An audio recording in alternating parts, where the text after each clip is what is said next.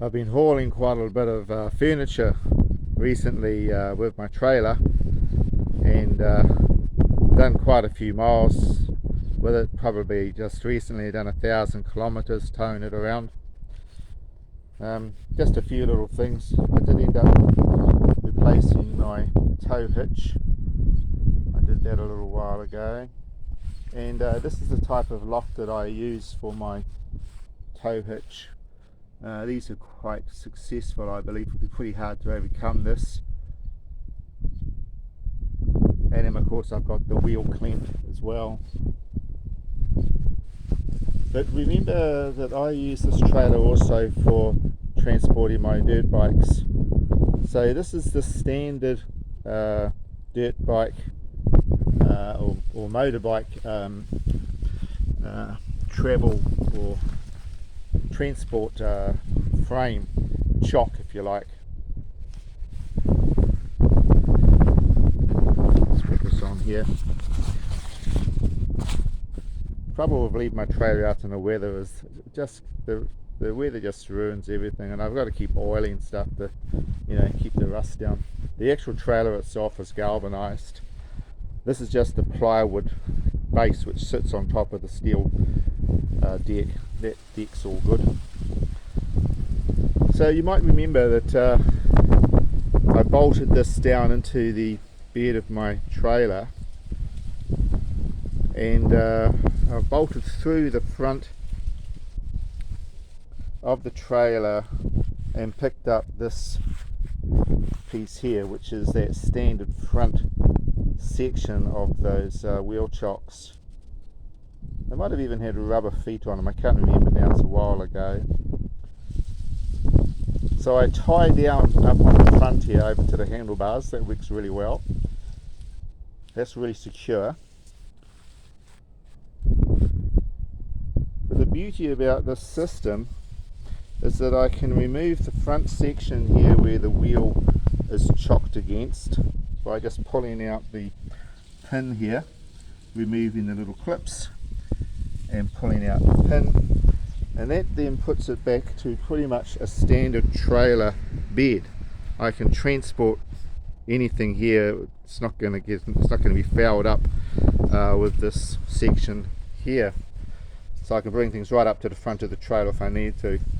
If I've got something pretty delicate, I'll put some ply over the top of this, just to lay a sheet of plywood on top so it doesn't cause any problems to damage. But I always use soft coverings as well.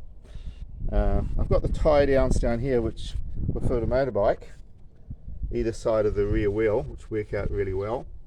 But they also can be handy when it comes to tying down furniture and odds and ends that I might be transporting around as well. Tie down on the front here as well, on the top.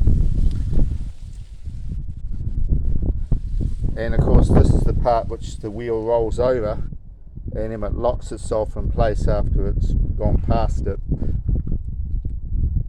So that also is just held in by the little clips for the pin there as well. You can see that out in the weather, the weather causes quite a bit of corrosion, and I'm a long way from the coast here, so it's just surprising. I guess it's because it's outside all of the time in the weather. A lick of paint would probably sort that out, but I find the easiest way is just to squirt oil everywhere. Old engine oil, it's perfect for keeping corrosion at bay, and I'm not too worried about how it looks as long as it's giving us some protection there. So just a little heads up on the trailer. It's absolutely a fantastic investment for those of you that have motorbikes and need to transport them around. Even if you've got a ute or a pickup, trailer can actually be quite a handy thing to have. Saves having to get up on the top of the bed of your pickup or your truck. Nice easy loading. Put down the back tailgate here, put your ramp in place and just roll your bike up here and lock it into the chock and tie it down. Works out really well. You've seen videos of me doing this, and before you when you get off the bike, it still stays nice and vertical in the chock here while you're sorting out your tie downs.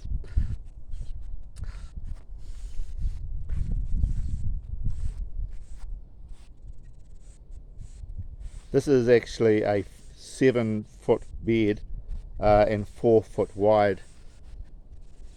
Probably if I were to get a new trailer, I'd go for an 8-foot long bed, 5-foot wide.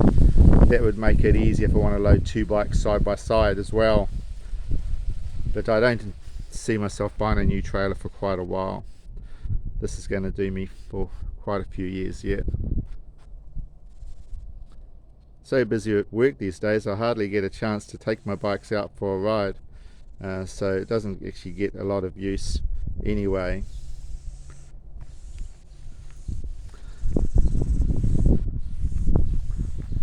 Just brought the little Yaris back from the re-inspection. It passed with flying colours after adjusting the handbrake and replacing the tail, the number plate light and the front HID headlamp.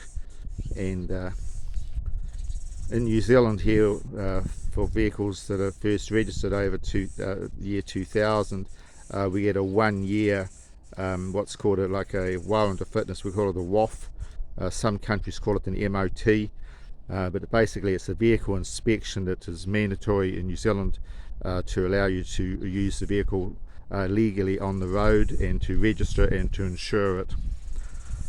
So that's all set for another year.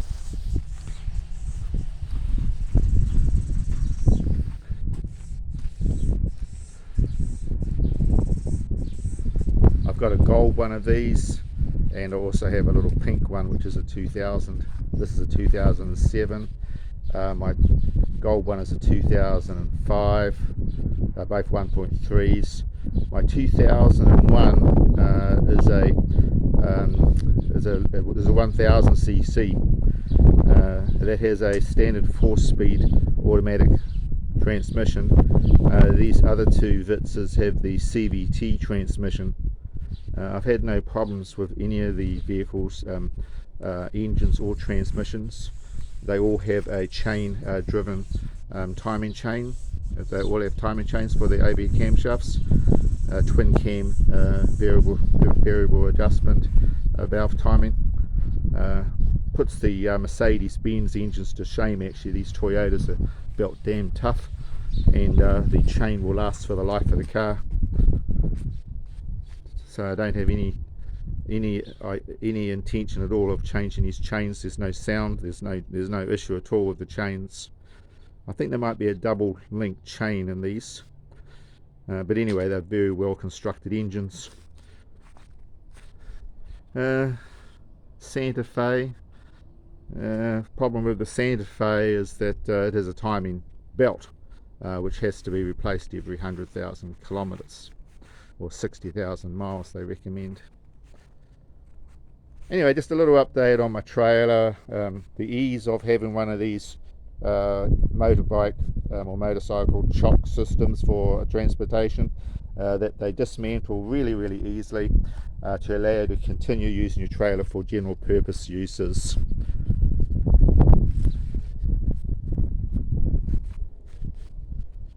A nice day here in Auckland, New Zealand, expecting a temperature of close to 30 degrees Celsius. This time in the year is very nice, but we do get quite a bit of humidity, which makes it quite uncomfortable, and we do need to run the air conditioning in the home to give us that comfort. Thank you for watching. Catch you in the next one.